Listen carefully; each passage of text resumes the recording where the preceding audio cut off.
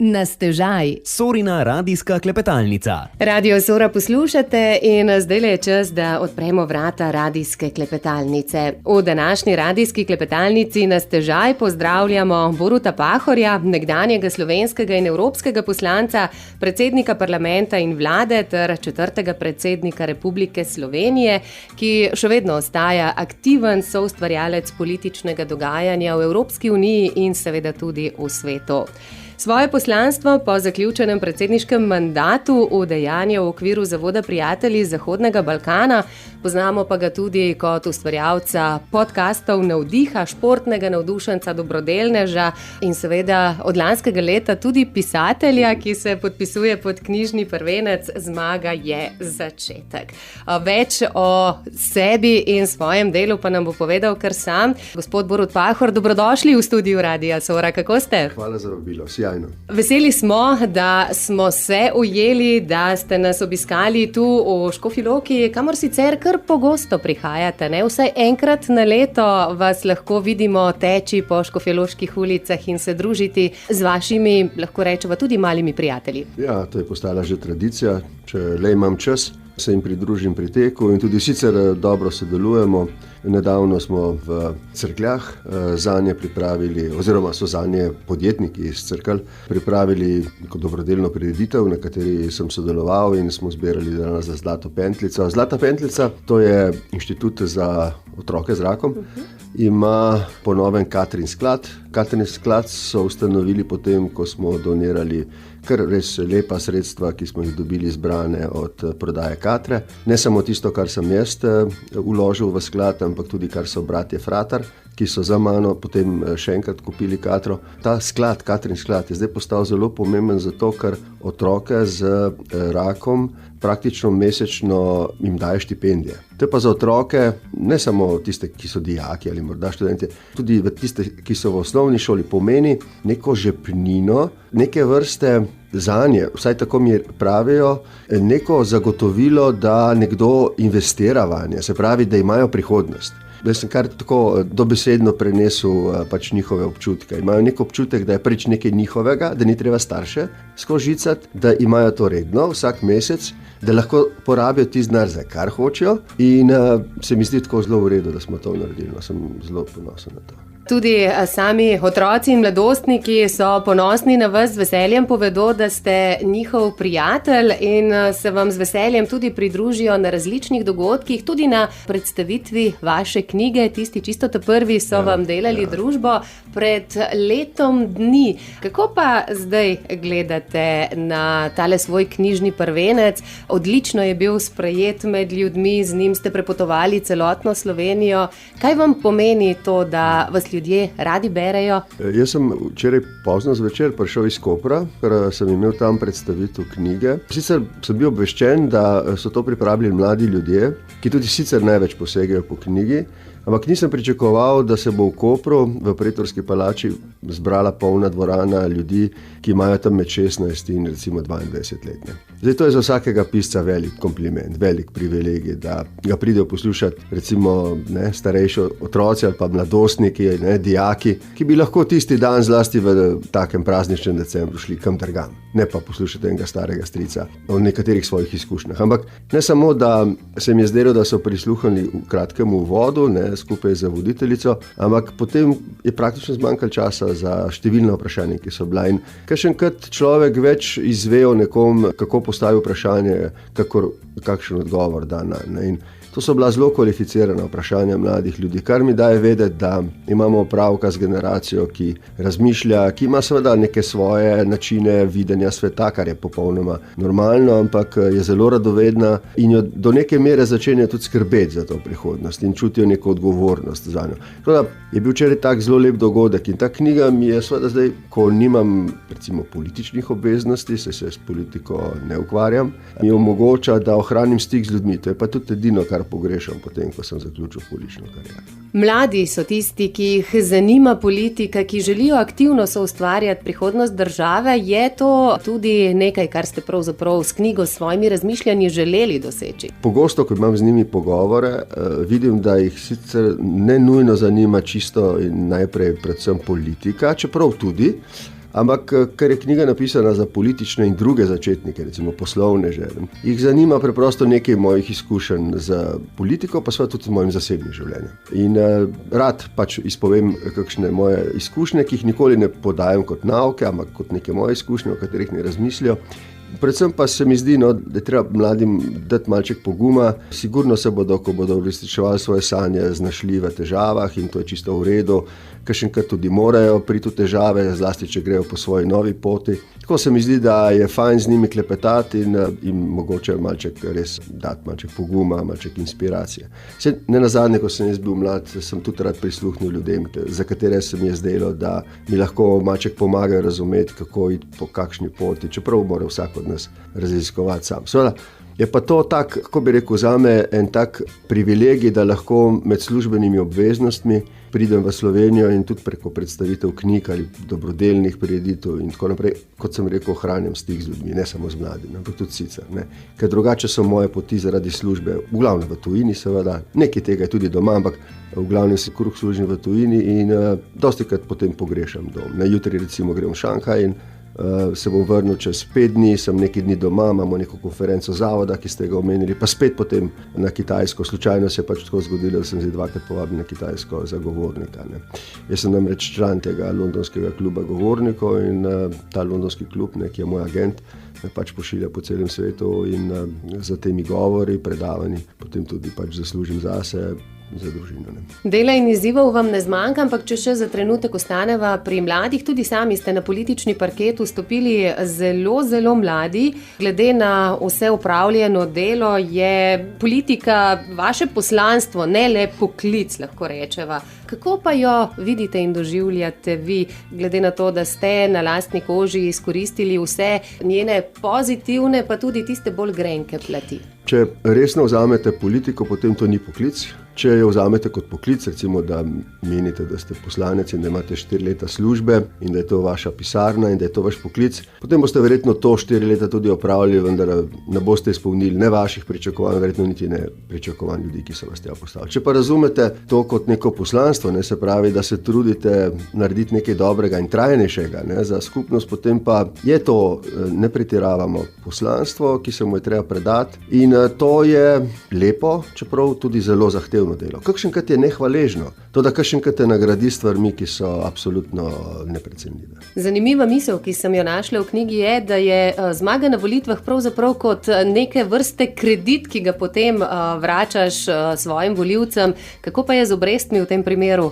Ja, poskušal sem povedati v knjigi, da kot mlad politik sem razumel, da je najpomembneje zmagati na volitvah. Kot potem zrelejša politična osebnost sem razumel, da je to pravzaprav šele kredit, ki ga morate odplačati ljudem z trdim delom. Ljudje ne zamerijo, če delate napake, vejo, da nihče ni popoln. Zamerijo, če delate napake zaradi malomarnosti, če delate napake zaradi tega, da koristite svojim lastnim koristim, to je zavržno, tega ne prenesejo, ne samo v Sloveniji, kjer, ampak zlasti Slovenci se mi zdi, smo na to zelo občutljivi. Se pravi, politiku, ki ima resne namene v tem poslanstvu, ni treba skrbeti, da kakšenkrat ne bo razumljen ljudi. Vsak kakšenkrat ni razumljen. Vsak kakšenkrat tudi ne misli tako, kot je prav ali tako, kot kdo pričakuje. Kakšenkrat se mora politik postaviti proti večinski volji ljudi, če hoče neke stvari, v katere verjame, uveljaviti. Važno je, da mu ljudje zaupajo. Zaupanje je bistveno. In kredit je povezan z zaupanjem. Vi potem v 4 letih morate v bistvu to zaupanje obdržati. In to je v teh razmerah, v katerih smo zlasti zdaj, se je bilo vedno tako, ampak zlasti zdaj to je precej težko. Vi ste bili pri tem zelo uspešni, lahko rečeva, vseh političnih funkcijah v državi, več o njih pa po kratkem glasbenem predahu.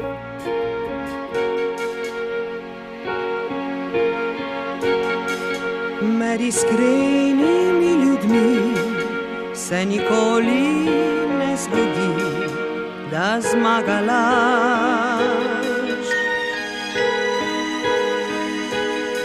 Pri vseh drugih pa velja, da je nekaj slabega, če preveč priznaš.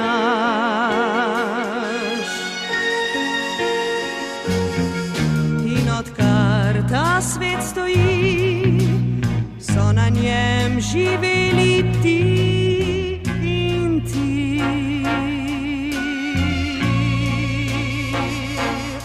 Človek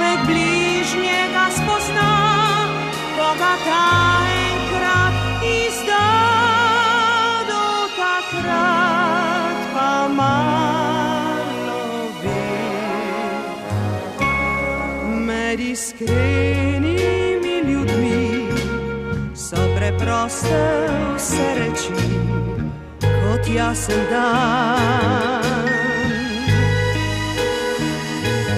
Se pa najde marsikdo, ki se zdi mu prepusto, če je svet ubran. In če misliš tudi ti, da je dolg čas brez laži, pojdi raje z njo. Naj se z dnevom jutrišnjim med iskrenimi ljudmi zbudi.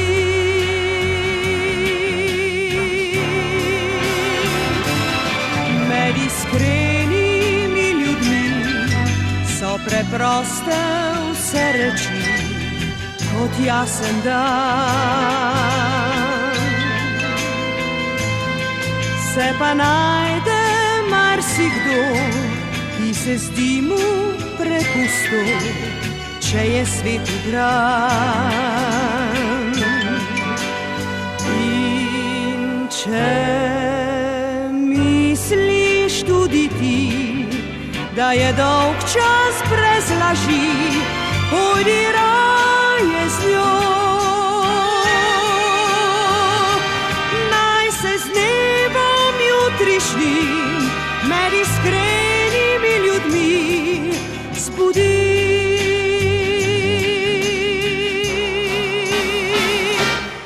Naj se z dnevom jutrišnjim med iskrenimi ljudmi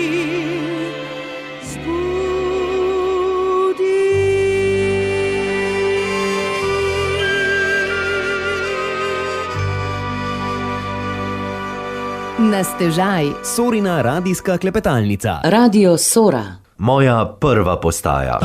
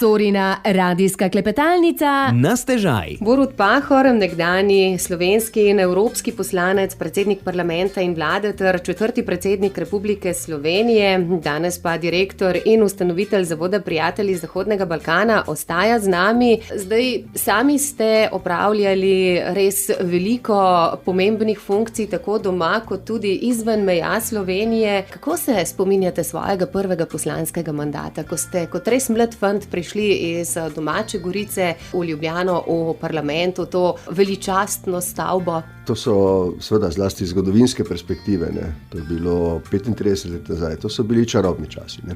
Mene je usoda postavila v političnem smislu v čas velikanskih sprememb. Zaključeval sem študij in se vključil v politične procese ravno na vrhuncu slovenske politične pomladi. Zanimivo je bilo, da sem bil pravzaprav zaradi sodelovanja s takratnim šefom partije, predsednikom Kučanom, pravzaprav na drugi strani takratne opozicije in zdi se mi, da je bila zasluga vseh takrat, da smo po mirni poti prešli iz enega sistema v drug, pa tudi, da je potem prišlo do nekega soglasja glede ustanovitve svoje lastne države. To so bile velike stvari in jaz sem bil v tistem času en smrkavc, ne, v Bučarjevi skupščini. Bučar me je imel na nek način rad, tega nisem nikoli skrival, sem se mu tudi večkrat zahvalil, ko je bil še živ in potem. Pomenil mu je zelo veliko, on je vodil takrat skupščino, če se spomnite, še pred tem, ko je postala potem po sprejetju ustave državni zbor. In to so bila učna leta, ki so bila zelo dragocena, saj sem takrat lahko v laboratoriju zgodovine videl, kako recimo lahko razdiralno je nesmiselno kreganje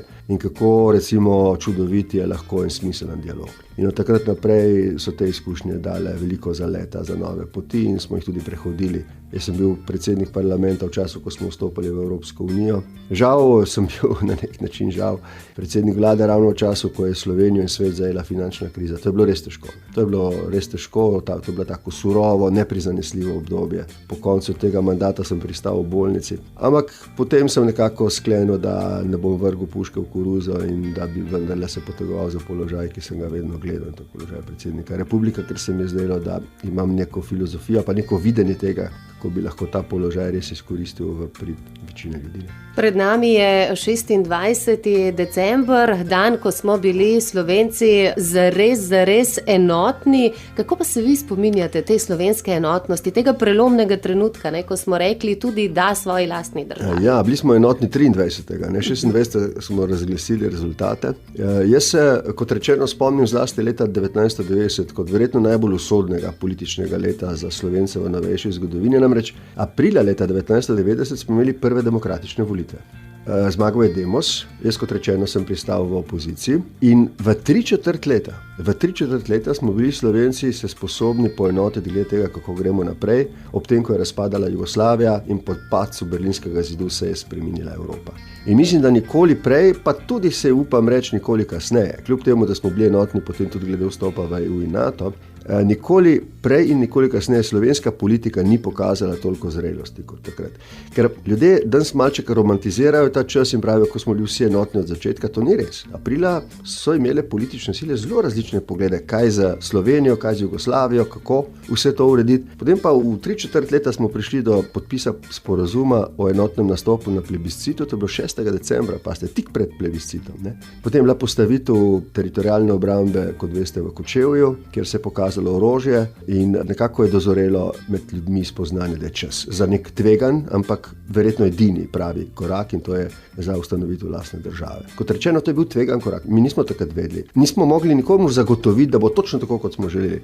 Ampak pravzaprav je bilo točno tako, kot smo, zato ker prvič je bila na naši strani, ko bi rekel, resnica, ne, pa pravica. Zato nam je uspelo nekaj, kar nam je pripadalo. Če bi želeli nekaj, kar nam ne bi pripadalo, bi se gotovo zlomili, kajti teža odločitev, ki smo jih sprejeli, je bila absolutno neprimerljiva z vsem, kar so Slovenci takrat naredili.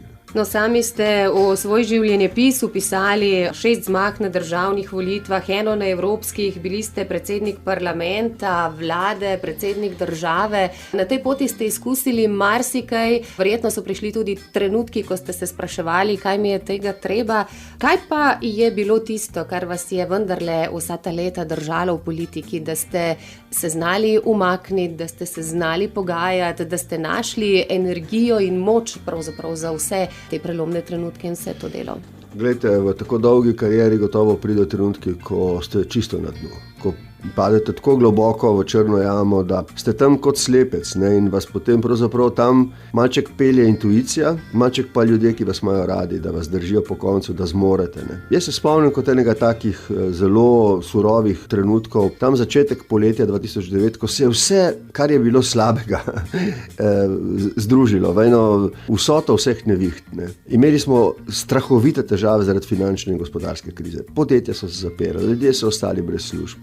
Nekateri so izgubili kredite. Socialna slika Slovenije je bila katastrofalna. In poleg tega smo imeli neskončne težave s Hrvaško, se smo dali blokado pogajanjem in začeli so se incidenti, ki so ogrožali celo varnost obeh držav. Ne. Takrat se mi je zdelo, da je bilo res zelo hudo. In vendar prav zaradi tega, ker smo hoteli rešiti vse, nekako smo našli poti ven. Najprej smo rešili problem s Hrvaško, da smo si oddahnili od tega strahu, da bi se kaj zgodilo. Potem pa smo počasi tudi do konca mojega mandata že iz rdečih številk v ekonomiji prišli v zelene. Ampak seveda, jaz sem mandat zaključil kot zelo nepopularen politik in nihče si ni upal takrat misliti, da bi tip, en model, ki je tako klavrno končal mandat predsednika vlade, lahko samo leto dni kasneje zmagal na predsedniških volitvah. Ampak z neko noro kampanjo, z enim zagonom, z vero v to, da je to mogoče, ker imam neko mnenje o vsem, mi je to tudi potem uspelo. Res po eni nori kampanji. In potem so prišla leta v predsedniškem mandatu, ko smo naredili nekaj na področju sprave, nekaj trajnega, ne samo domače, tudi mednarodni, z Italijo, z Avstrijo, lepi trenutki. Kot politik ste bili oziroma ste še vedno inovativni v svojih pristopih. Zagovarjali ste politiko konsenza in jo tudi izvajali. Posebne zgodbe so bile vaše politične kampanje, 42 poklicev v 42 dneh. Prehodili ste Slovenijo. Kako pomembna pa je inovativnost v politiki? Kot sva prej rekla, najbolj pomembno v politiki je zaupanje. To je sveti gral politike. Če zaupanje je, potem med ljudmi in njihovim voditeljem obstaja neka zveza tudi takrat, ko se ne razumejo, ko se ne strinjajo. Ampak zaupajo, da on ve, mi se s tem ne strinjamo, kar pravi, ampak zaupamo mu, da tam ostaja in vodi. Kakšenkrat se to tudi zlomi in izgubite mandat, ampak kot sem jaz pokazal, v mojem primeru ga lahko tudi pridobite nazaj, kajti pri ljudeh vendarle ostane nek zgodovinski spomin, da v redu, to ni bilo v redu, ampak ni zlorabo oblasti, ni bil tam zato, da bi sebi koristil, ni bil zato, da bi eni skupini dal prednost pred drugo, pa je mogoče pokazal nekaj smisla za skupnost, pa mu damo zdaj priliko, da postane predsednik države. Ne? Ampak vi pa morate to zaupanje skozi čas, to je 32 let dolga doba, ne? Graditi na različne načine, kajti stvari okrog nas se, pogledajte, strahovito hitro spreminjajo. Če je bil leta 1990 zelo pomemben nastop na eni sami televiziji, ki je bila, pa na par radijih, ne? V par glavnih časopisih. Danes to ni slabo, ne? Ampak prvič imate ogromno televizij in še več radijev, ampak predvsem pa imate neke vzporedne medije, ki postajajo vse bolj pomembni. Ne? Tako da, kdor ne razume, da je vse to pomembno na nek način razumeti in odmeriti, kje in kam se splača iti, ker niste dan ima 24 ur, hkrati pa ne veste, ne, da je bistveno ohraniti fizičen, oseben stik z ljudmi. Če tega tudi danes, ko imate toliko medijev na voljo, ne veste, potem je po moje še vedno, to sem ravno včeraj mladim v Kopru povedal, je še vedno nevarno, da so izgubili stik z realnostjo, ker na koncu koncev ta oseben stik z ljudmi je vendarle najbolj dragocen. Super je priti preko socialnih medijev, preko podcastov, preko radija, preko televizije, ampak to, da prijete vi k njim, to ljudem vendarle veliko pomeni. In to, da zdaj veliko politikov, ne samo pri nas, ampak vidim, da je to ena taka kronična bolezen politike tega časa na Zahodu, to veliko pove, zakaj se je izgubilo zaupanje. Nekaj vam povedal, ko se zdaj danes sprašujejo, zakaj je Trump zmagal. Seveda je veliko razlogov, zakaj je zmagal, ampak eden od njih je bilo dejstvo, da je poleg tega, da je uporabil vse možne medije, ki jih je imel, on je bil na 901 zborovanju, ki mu je omogočil, da je ta stik kot predsednik, ko je hodil na zborovanja, kar je bilo brez primere v zgodovini predsednika ZDA, da je hodil na zborovanja v času, ko je bil predsednik države. Potem je hodil na ta zborovanja tudi, ko je bil seveda v teh 4 letih, ko je bil Biden na oblasti, v opoziciji. In to, da je on ta stik ohranil, da je šel v majhne vasi in velika mesta, to je Trumpu pomembno pomagalo k temu, da so mu ljudje zaupali, da mogoče razume njihove probleme. O zaupanju, stiku z ljudmi in ostalih zgodbah, ki vam dajejo energijo, bova rekla kakšno še po glasbi. Tudi tale je po vašem izboru. And now the end is near, and so I face the final curtain. My friend, I'll say it clear, I'll state my case, of which I'm certain. I've lived a life that's full. I traveled each and every highway and more, much more than this. I did it my way. Regrets, I've had a few, but then again, too few to mention. I did what I had to do, saw it through without exemption. I planned each charted course, each careful step along the byway, and more, much more than this, I did it my way. Yes, there were times, I'm sure you knew, when I bit off more than I could chew. But through it all, when there was doubt, I ate it up and spit it out. I faced it all, and I stood tall and did it my way. I've loved, I've laughed and cried, I've had my fill, my share of losing, and now as tears subside, I find it all so amusing to think I did all that, and may I say, not in a shy way, oh no, not me. I did it my way. For what is a man? What has he got? If not himself, then he has not to say the things he truly feels, and not the words of one who kneels. The record shows I took the blows and did it my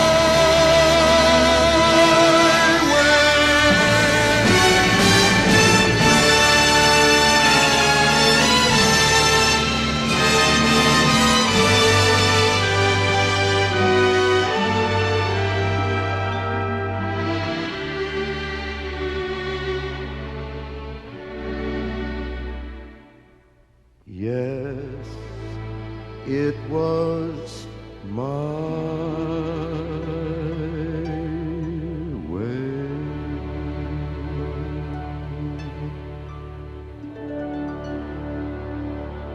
Na stežaj. Sorina radijska klepetalnica. Borut Pahor, nekdanji predsednik Republike Slovenije, ostaja z nami. Kar nekaj o njegovi politični poti smo že izvedeli, marsikakšno misel pa bo z nami delil še v nadaljevanju. Prej ste že omenili, veliko prelomnih trenutkov je zaznamovalo teh dobrih 30 let vaše politične kariere. Kot enega najbolj popolnih ste opisali prav trenutek sprave s sosednjo Italijo.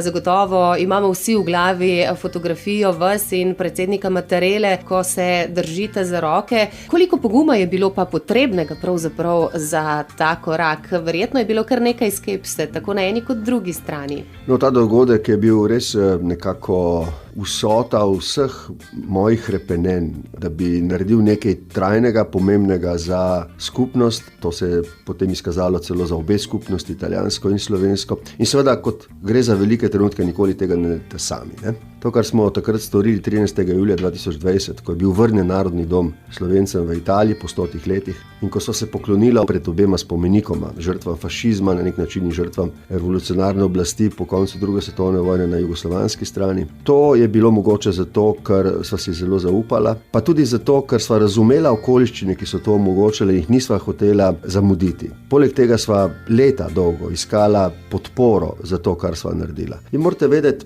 eno stvar. Tam na Bazovici stoji en spomenik 4 slovenskim antifašistom, ki so jih fašistične oblasti pobile zato, ker so želeli ohraniti svojo slovensko naravo, identiteto, jezik. Tisti spomenik je bil vedno tam samo za Slovence, ki so pripadali svojemu slovenstvu, Italijani pa tega spomenika niso hoteli niti videti, niti skrbeti za nič. Kajti po njihovi zakonodaji so ti 4 fantje še vedno teroristi. In meni je vedno, že kot mlademu fantu, ko smo recimo starši šli tam mimo in se ustavili, ne, mi je odzvanjalo to, ja, to so bili naši fantje, ti so se borili za nas, ne. In nihče od Italije, ne, iz italijanske strani se jim ne pokloni, tudi danes ne. In meni je bilo vedno to pred očmi, se pravi, vrniti Narodni dom Slovencem po 100 letih, ko je bil požgan, ampak še toliko bolj se mi je zdelo pomembno, da se hkrati z Mattarello poklonjeva na obeh spomenikih. Meni ni bilo težko sprejeti odločitev, da se poklonimo fojbam, se je danes popolnoma raziskano, da dejansko je bila revolucionarna oblast jugoslovanska potem zelo surova tudi do tistih Italijanov, ki se z režimom niso strinjali. Po drugi strani pa seveda sva se prepričala in drugega, da greva pred oba spomenika in končno italijanski predsednik je prišel pred spomenik 4 slovenskim antifašistom. A veste, to so tako velike stvari, da za enega Primorca, kot sem jaz, ne, za nekoga, ki je živel kot otrok 20 km stran od tega spomenika, je bilo to absolutno doživetje brez primere v mojem življenju. Ne. To, da smo to uspeli, da smo potem v bistvu spremenili celo neko mentaliteto v Trstu. Ne.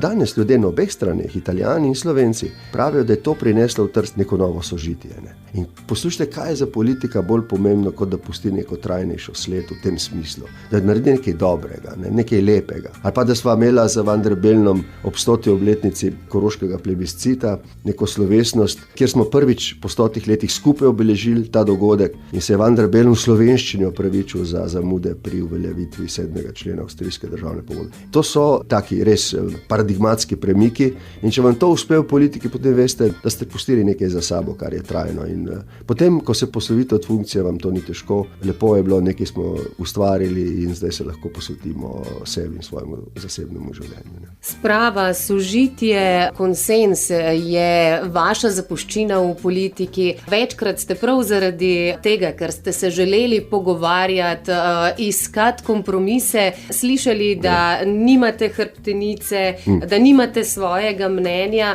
pa vendarle dokazali, ne, da se da tudi na drugačen način, brez nepotrebnega kričanja, zmerjanja in raznih podtikanj. Mislim, da en tak lušen pogovor, kot ga imamo zdaj, ni za neko preveč resno razpravo o politični situaciji zdaj, ne mislim v Sloveniji, ampak v celotni zahodni politični sferi, ampak ta politika konsenza, ki je držala mir in varnost v recimo Evropski uniji, Zahodni Evropi, potem tudi po združitvi seveda v celotni demokratični Evropi in zahodnem svetu, ta politika konsenza je danes v resni krizi. Danes prevladuje konflikt radikalnih politik. Radikalne leve in radikalne desne politike, če želite. No, radikalne, zdaj le malček, bom rekel, pretiravam. Ampak nekako politika konsenza je zgubila zaupanje ljudi. Češ, da je šlo za gnile kompromise, v katere ne moramo zaupati. Jaz vam pa nekaj rečem.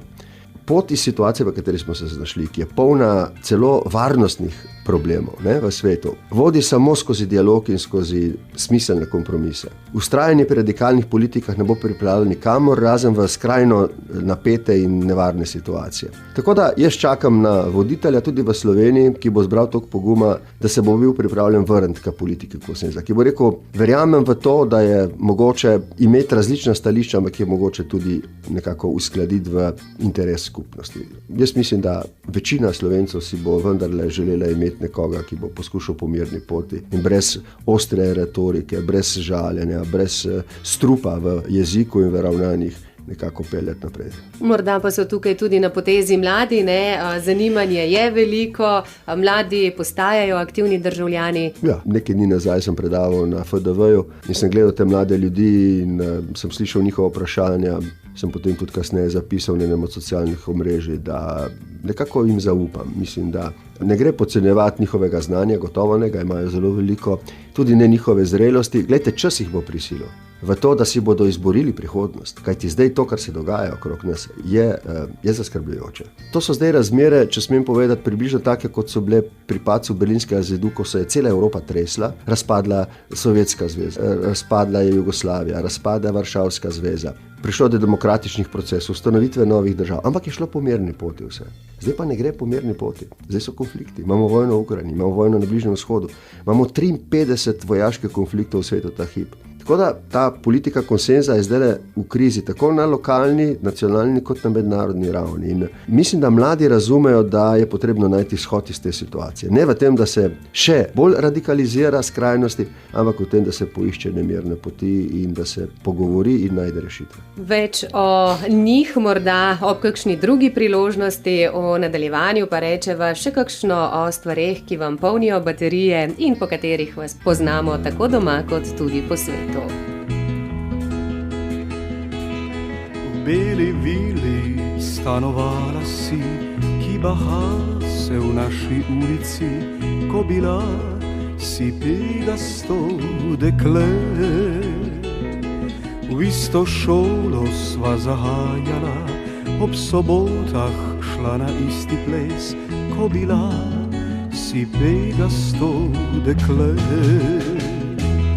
Spomnim se obleke s pikami, zasanjanih oči in drobnega nasmeha.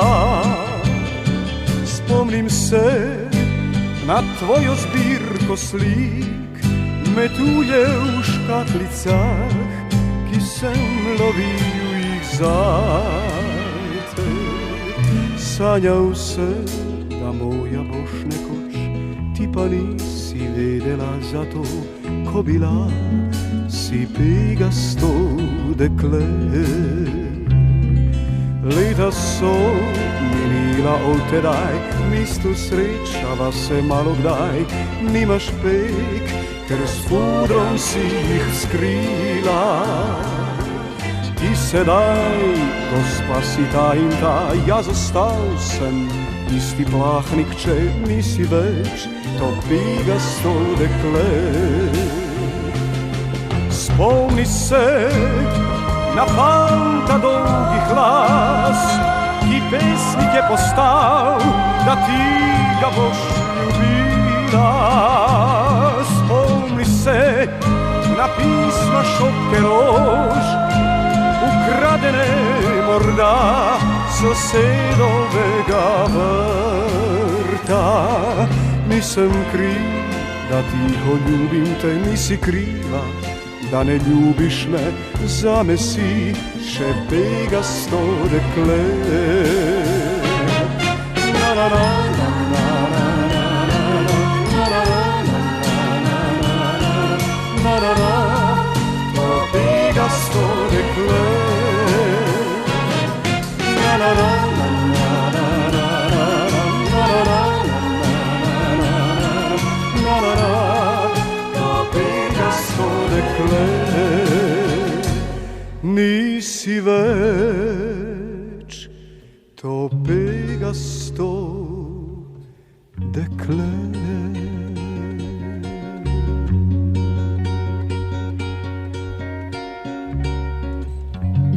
Sorina radijska klepetalnica Na stežaj. Jutro je lepše z radijem Sora.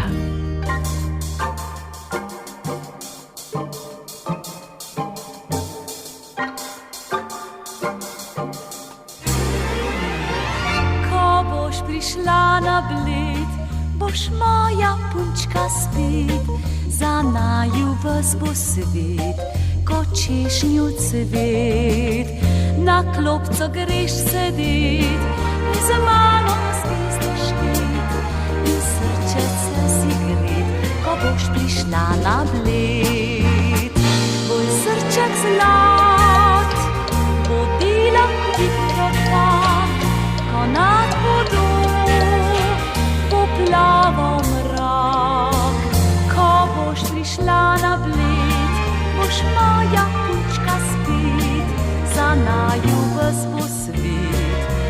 češnju cvet.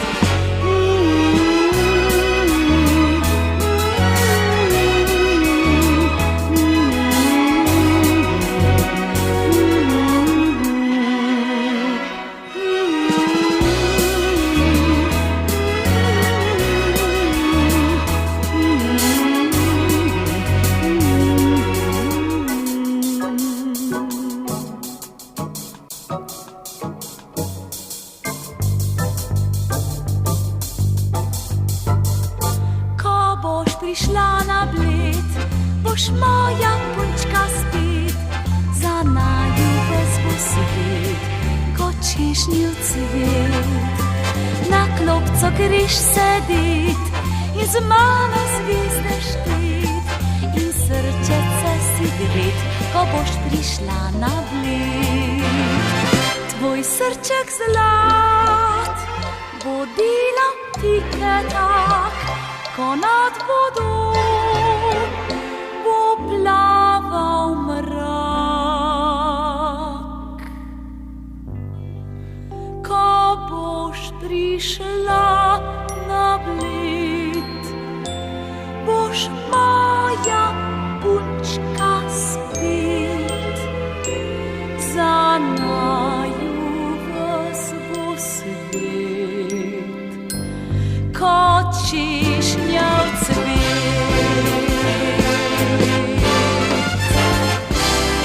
Na stežaj. Radijska klepetalnica Na Radiu Sora. Še nekaj minut današnjega jutra bomo preživeli v družbi Boruta Pahorja, nekdanjega predsednika države, pa tudi evropskega in slovenskega poslanca, predsednika parlamenta, danes pa še vedno aktivnega pri udejanjanju svojega poslanstva v okviru Zavoda prijatelji Zahodnega Balkana. Pa če morda začneva kar pri samem zavodu, gre za zasebni zavod za spodbujanje dialoga, sprave, mirne rešitve odprtih vprašanj, gospodarskega razvoja in vključitve držav regij Zahodnega Balkana v Evropsko unijo. Kakšno je pravzaprav poslanstvo zavoda? Koliko dela imate zdaj, ko ste politiko nekako pustili malce ob strani?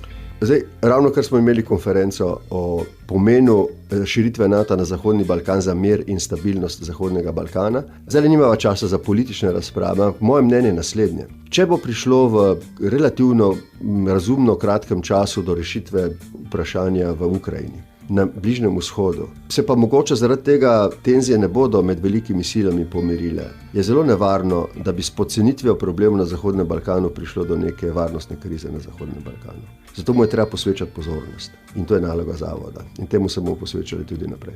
Zdaj, ljudem pa niste poznani le kot politik, ne, ampak tudi kot zaprisežen športnik. Tudi v času aktivnih obiskov po svetu, ne, so varnostniki celo nabavljali skiroje, zato da so vam lahko sledili, da so vas lahko spremljali. Kaj pa vam šport pomeni? No, to ostaja tudi zdaj. Kot rečeno, jaz si zdaj kruh služim kot govornik v okviru londonske agencije, ki je moj agent. In kamorkoli grem, vedo organizatorji, torej klienti, ki me povabijo, da mora biti v urniku, ki je sicer običajno zelo poln, se seveda plača za da prijete, ne da uživate, ne, da oddelate, mora pa biti čas za tek, mora biti čas za šport. Da me predstavljam si, da bi človek šel v Šanghaj ali pa Peking, da ne bi mesto spoznal tudi s tem, da gre 2 uri in pol laufat. Seveda, v tujini še vedno bivši predsedniki držav imajo zagotovljeno varnost, organizatorji pa običajno tudi prevoz jasno zagotovijo. Tako da imate možnost, da greste potem po teh mestih z ljudmi, ki prvič mesta poznajo, tudi pa malce poskrbijo tudi za vašo varnost in to so pravi užitki. Ne. Prvič z nekom klepetate, vam tudi kaj pokaže, hkrati ima na skiroju, na biciklu ali kaj takega tudi vaš telefon, tako da ste konstantno dosegljivi in to so lepi izleti. To so lepi izleti, ki jih, če niste tekač recimo, ne, pravzaprav niti takih mest ne morete doživeti, ker je za peš iti premalo časa. Ne. Tek recimo zadnjič v Pekingu 4 ure, ne, pa je potem varnostnik rekel, res, to je bilo še zame doživetje, ker sem tukaj doma. Ne.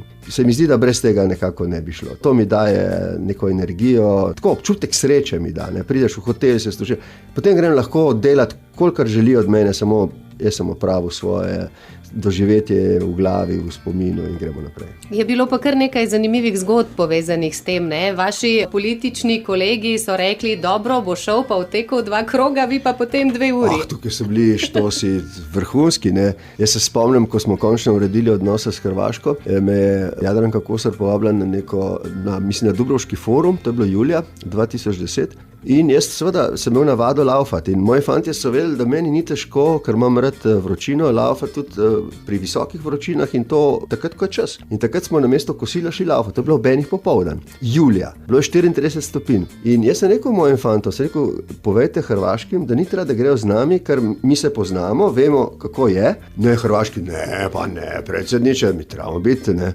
Dobro, okej, ne. In potem zagledam jaz med njim enega tipa, ki je bil tako v teniški opremi, ne. In sem jaz rekel spet mojim fantom, sem rekel, tole ne bo se dobro končalo. Tip ni opremljen za naš tek, ne. In res je šel z nami laufati in po 10 kilometrih je omagal, ne. In so ga dali v avto in smo še slišali, kaj je šef ga kregal, da je naredil Hrvaški sramoto, ne. No, to je šlo mimo, malo smo se smejali z Jadranko in z ostalimi, potem smo šli družina na Brione, isto leto. In prijem jaz tja in rečem, tam so bili tudi hrvaški varnostniki, sem rekel, jaz bi šel malo laufati po Brioni. So rekli, smo slišali za zgodbo iz Dubrovnika, ne bomo laufali za vami, bomo šli z vozičkom za golf. In mi dva začneva laufati z varnostnikom in se rekel, poslušaj, koliko časa misliš, da ta baterija zdrži, ne? In pravi on, kolikor jaz vem, ne, zdrži 3 ure, se rekel, gremo. In po 3 urah in pol je crkala baterija, so se ustavili in to smo se presmejali in se mi je zdel tak dober štos. No, in sem rekel, nemojte nikom reči, ne. In pa se je to malo razvedlo in so se tudi hrvaški mediji malo pohecali na ta račun. Je pa tek in šport tudi nekaj, kar s pridom uporabite pri svojih dobrodelnih projektih. Prej sva že omenila tek 4 mostov v Škofji Loki in sodelovanje z otroki, ki se bojujejo z rakom. Lani ste na maratonu tekli za malo deklico Karolino in s tem poskrbeli za preskok k zbiranju 2 milijona. Dobrodelna Katra je projekt, ki ostaja. Kako dobro pa greste pravzaprav šport in dobrodelnost, takole z roko v roki. Kako se odločate za povezovanje takšnih projektov? Če je povezano s športom, je toliko lepše, ker gre za neko dejavnost, ki mi je blizu, ampak ko in če mislim, da lahko nekaj pomagam, se ne odrečem tudi drugim povabilom. Ni mogoče storiti vsega, ne. Zlasti, ko smo prodajali Katro in ko je bilo to precej odmevno, ne. Je bilo precej grenkobe v pisarni kar nekaj časa, ker smo dobivali neskončno veliko pisem s prošnjami za pomoč. In seveda, jaz nisem bogat človek, jaz živim od svojega dela in kakšenkrat je kaj mogoče pomagati, kakšenkrat pa tudi ne. In nam je bilo zelo težko pravzaprav videti te stiske, ne, kjer nismo mogli pomagati. Kakšenkrat pa se seveda da, ne, kakšenkrat se seveda da in radi priskočimo na pomoč, če pa zraven tek je pa še toliko lepše potrebno. Taka posebna vaša življenjska zgodba so tudi podcasti Navdiha, nekaj za vašo dušo, nekaj za zabavo, sprostitev in ne nazadnje tudi zanimive zgodbe zraven. Kakšen izziv pa vam predstavljajo tile podcasti? To je malček, za zabavo, seveda, ker je, moram biti poštena, ne, ker je pokrovitelj Mastercard, ne, je to tudi deloma seveda en zaslužek, ki omogoča, da zavod lepo in pridno dela svoje delo.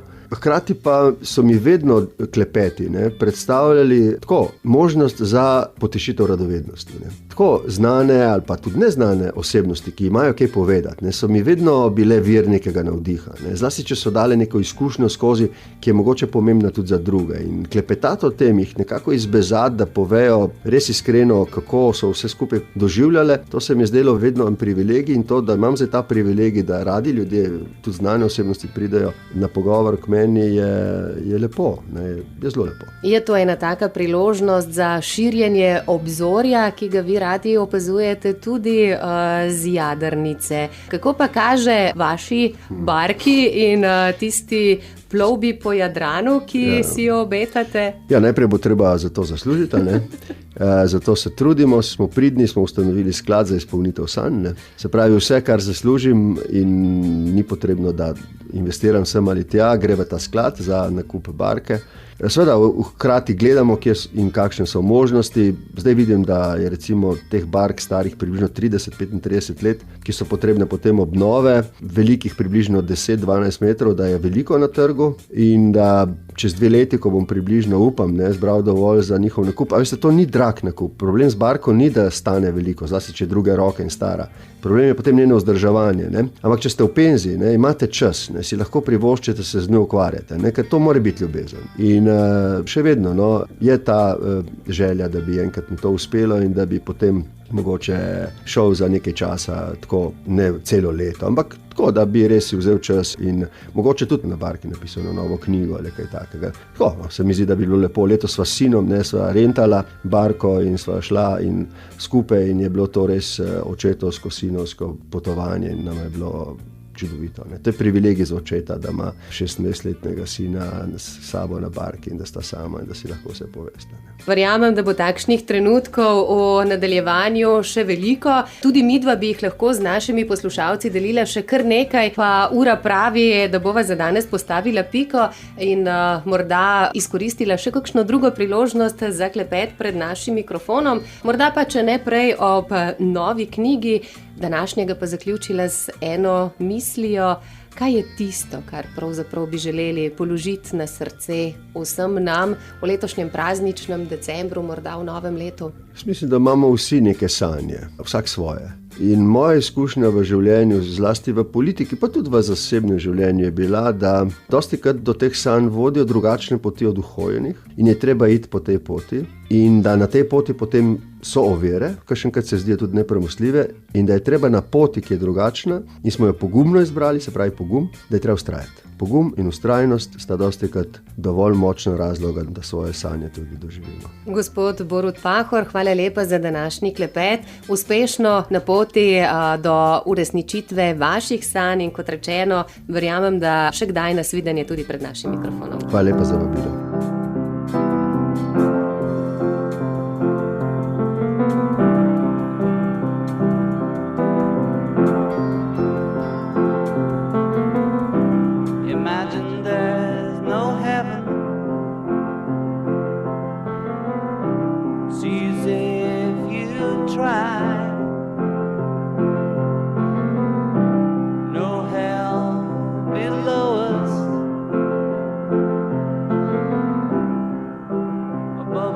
Only sky.